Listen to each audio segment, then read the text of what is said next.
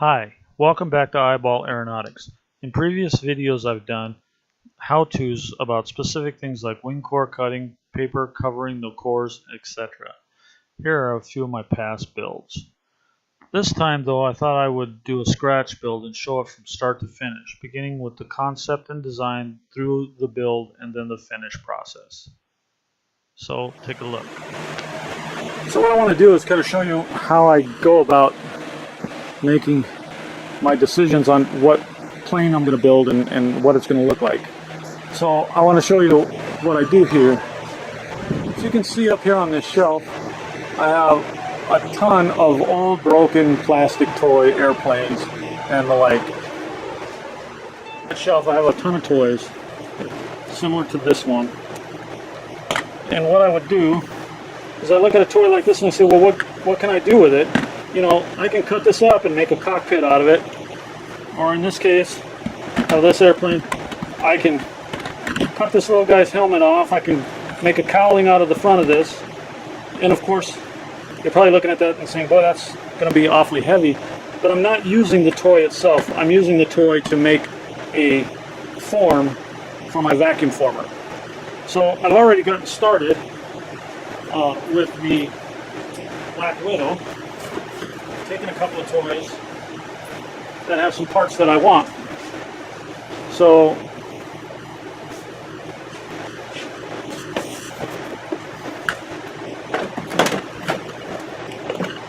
this is going to be basically the cockpit or the windshield. Here's a detail, and this is actually what gave me the idea for the whole concept of calling it a Black Widow. This is a part of a Spider-Man toy that I cut a chunk out of to make the form, and then there's another piece of it. And the way the toy was made, it required me to kind of cut it into chunks like that.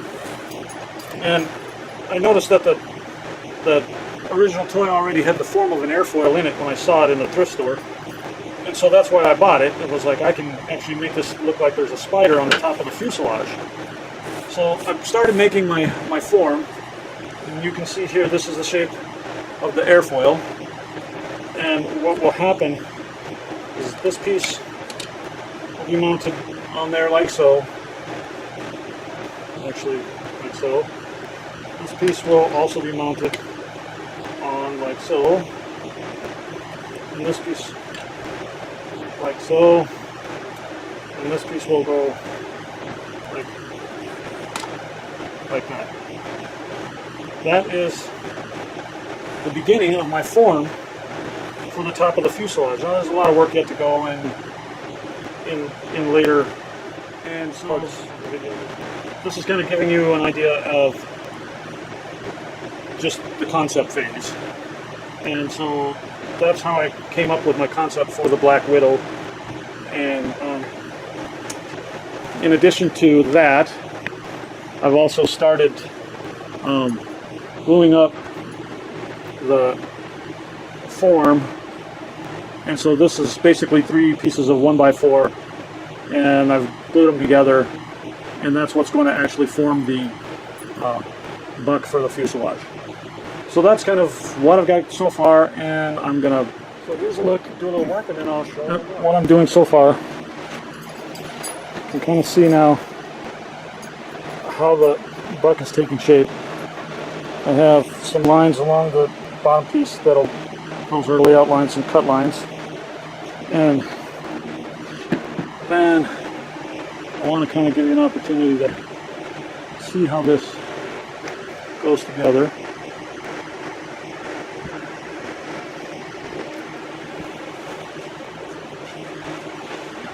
Basically, this piece of plastic has got a screw in there holding it onto my buck. I'll have to fill in underneath this so that when the vacuum comes in, it doesn't deform it. And then this piece here will also need some reinforcement so that I can stand up to the vacuum. But this will basically be, this piece is actually going to be the piece that sits on top of the wing. And when finished, this piece will be like so. And then the cavity for the electronics will be up here. Anyway, this is just a little bit of progress that I wanted to maybe show so that it would start making a little sense. And that's where we are to this point. Okay, so it's probably not making a lot of sense right now, but here are all the electronics. And I'm looking at my layout lines on the wood and where I plan on setting it up to have my electronics laid out. So it's kind of a make sure everything fits within the space that I plan the fuselage to be. And so that's kind of one of the things I like to do, just to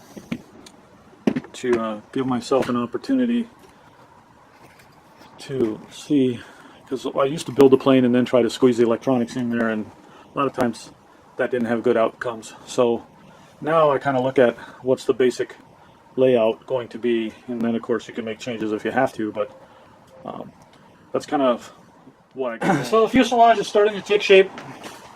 I'll set it here so you can kind of get an idea of what we got going on. So that's basically my thrust line. That's the size that my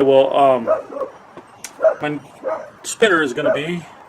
So there's, kind of see the spinner will go on there.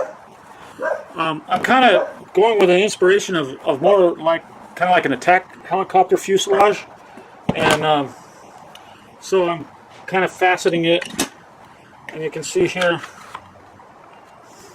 with the cockpit on, you can kind of start to get the idea. I don't know, you can't probably see the layout lines very well. I haven't cut the back yet, but I just wanted to kind of give a look as we're beginning to get some of the shape on the fuselage. Still got a lot of cutting and a lot of work to go, but just giving you kind of a look of what the shape is going to be. And then you can also see that I have added the spider detail to the top, and I cut my angles on the table saw for the fuselage. So this is the top of the fuselage right here, and I want an angle that goes from here down to there, and I want to cut it nice, straight, square, try to make everything as perfect as I can. So what I've done is I've screwed this piece of wood on there, and it's press board, and I've put it right on the line that I want, so that way I can use this edge against my fence. It automatically holds it to the angle I want, and then that way I can cut that angle exactly without any problem. So that's the next task with the fuselage, to build the fuselage. So bringing my fence over,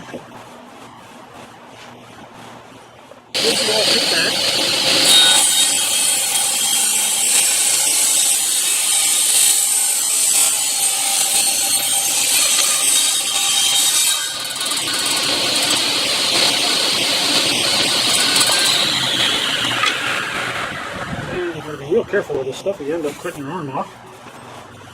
So that looks good. Now you can see starting to shape the front and the angle for the back of the fuselage. I still need to taper it this way. Okay, so I thought I'd kind of give you an idea of how it's going and what I'm really doing here. So I shaped the fuselage in one piece. This is actually going to be 3 different forms, but I make it in pieces, actually 4 pieces, because if you can see here, this forward section, you can kind of see the scoop is taking place, or taking shape, in the front where the nose cone will be, and then you can see the top where the wing will this piece will fit over the wing, and then the rest of the fuselage, and of course there's the cockpit. So there's what I've got. Obviously I cannot make the fuselage all one piece on my vacuum former, so I want everything the same size and whatnot, so I divide it into pieces before I shape it. I join the pieces together and then I shape them. So I'm going to take the wing cover off here so you can see what that is going to look like. So here, this piece will go in there, and this will form the cradle that will hold the wing. So this piece will be the top portion of the fuselage, okay? Now, to further make it make sense, I'm going to show you the bottom portion of the fuselage.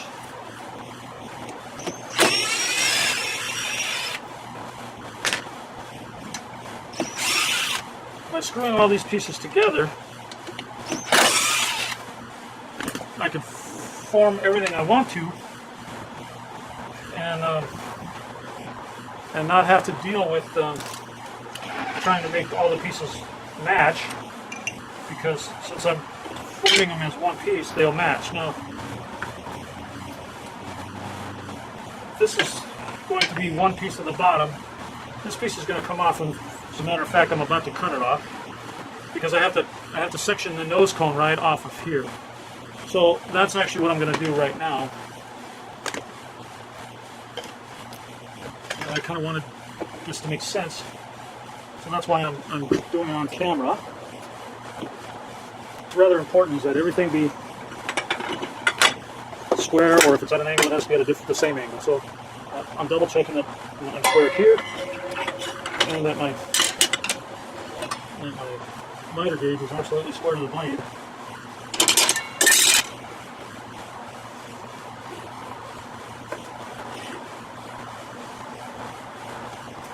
Actually, I think I want it this way.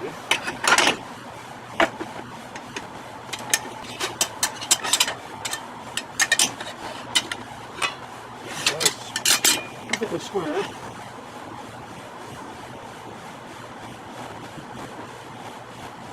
And I'm just eyeballing it because I'm going to end up adding a little bit to each piece so that I have overlap. But here we go.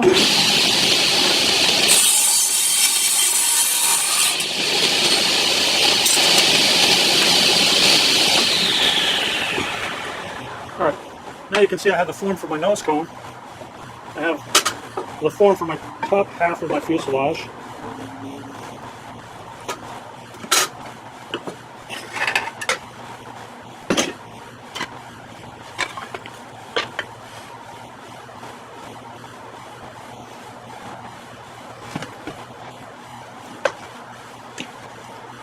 Okay.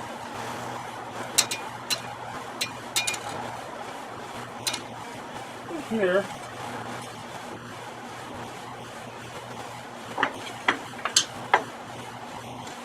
my bottom portion of the fuselage, and they're all shaped. They're all exactly the same because they were shaped as one piece. And now I have all my. You got to realize that this piece will fit over the wing. So then this piece here will be used on both sections to make the piece I want. See, this one will go on here like so. Now, if I can get it to do it on camera, we'll see. There we go. So this one will fit right there. Now, since there's no overlap to bond my pieces yet, so what I need to do is take a piece of 1/4 inch thick, I don't know if I'll use basswood or plywood or hardboard, whatever I come up with, but I like it to be at least 1/4 inch thick. And I need to add that to the bottom here.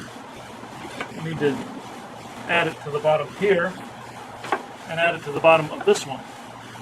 And that gives me a 1/4 inch of overlap where my fuselage halves can be bonded together. And I'm not completely finished either, because you can see this slat in the back, on the top and the bottom. This will accept my rudder, and I also need to add some pieces here to accept my horizontal stabilizer, and I need to add some on the front here to allow my overlap of my nose cone. I need to add a little here to allow my overlap of the nose cone, so that everything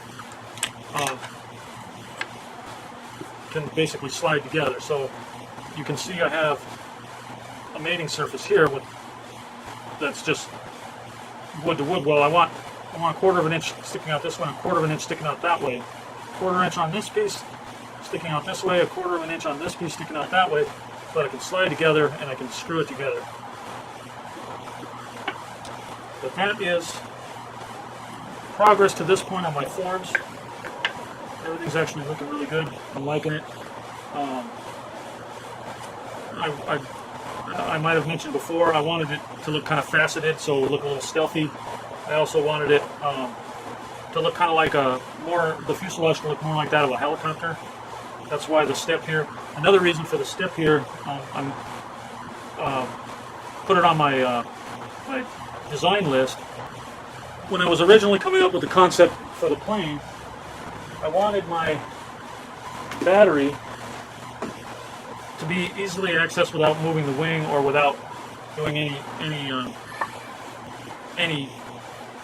too much monkeying around when I'm out flying. So rather than having it so I have to take a hatch off or a wing off or whatnot, I'm going to have a hole in the fuselage in the back that will allow me to just take the battery and slide it inside the fuselage up against a stop, wherever I determine the stop has to be. Probably be quite a ways up there to get it not to be nose heavy. But wherever the stop has to be, the battery will slide in, and that's where my, it's totally adjustable, so that way my center of gravity, I can adjust it easily just simply by sliding my battery back and forth. So that was one of the original design elements. So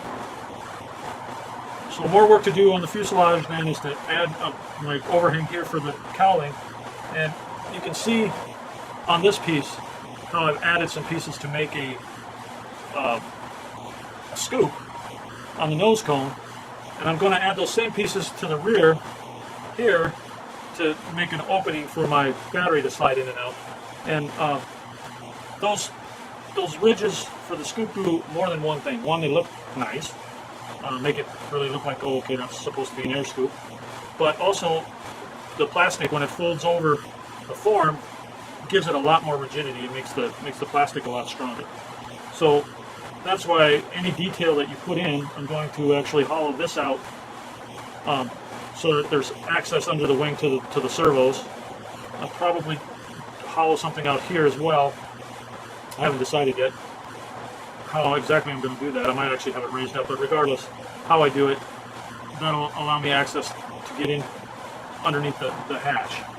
And then this piece will fit over the fuselage, and it will cover the top of the wing, and it will form a hatch. So that is my progress today. So that's it for this time. In the next video, I will finish up the fuselage and show the vacuum forming process.